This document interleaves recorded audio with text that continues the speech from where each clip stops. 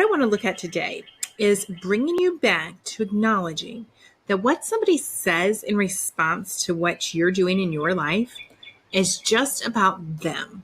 Okay?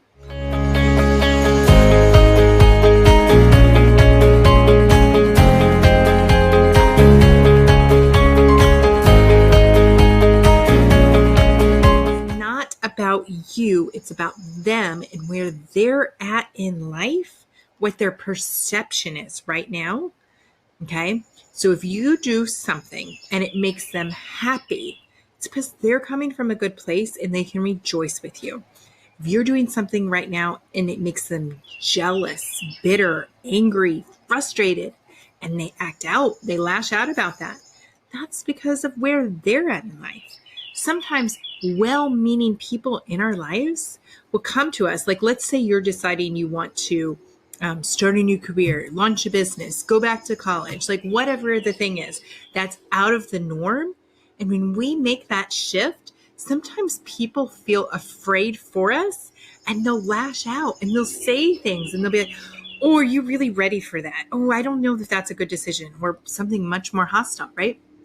Because it's coming from a place of anxiety and fear in their own life, but they're openly expressing that and they're making it like trying to attach that value to you. But do you see it's their thought and their perspective? So some people will hear this negative feedback, they'll take it in and they'll make it mean something in their life, so much so that they might be like, you know what, if the people in my inner circle, my friends and family can't get behind my decision, maybe I am making a wrong decision. Maybe this is a wrong move for me. And they might not ever take another step. And then other people, they'll hear that same feedback. They'll face that same circumstance and that choice on if they're going to move forward. And they'll say, you know what? I'm not going to make what they're saying mean anything in my life. This is my choice. I'm going to 100% stand behind it. I know this is right for me, and I'm going to go do it. You see the difference there?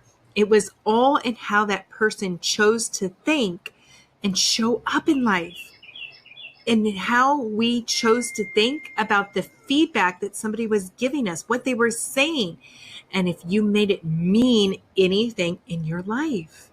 A great way that I started to understand this principle was I think about like carrying something really heavy. I think about actually like a big weight, right? And in certain circumstances, I want to work out, I want to lift weights, and I'm willing to take that on. But I wouldn't want to carry around a huge, heavy weight all the time in my life. I just didn't want that endurance, right? Like having to endure that burden for no other reason. Do you see? So I take this and I translate this to somebody's comments. I can take them on, I can give them weight, so to speak, and I can make it feel horrible in my life. And I can be upset about what somebody says. And I can be, just all put out. That's me carrying that weight. I don't have to do that. There are times when somebody says something, and I want you to hear this, that it's okay if you want to really get upset about what somebody said. Sometimes people say something offensive or hurtful, but that's our thought that we attach to it, and that's okay. I don't want you to feel like you have to be a robot and you can't ever feel anything. That's not what this conversation is about. You have that choice to take and respond however you wish to. But I want you to see that it's in your power to make that choice. It is not somebody else's power.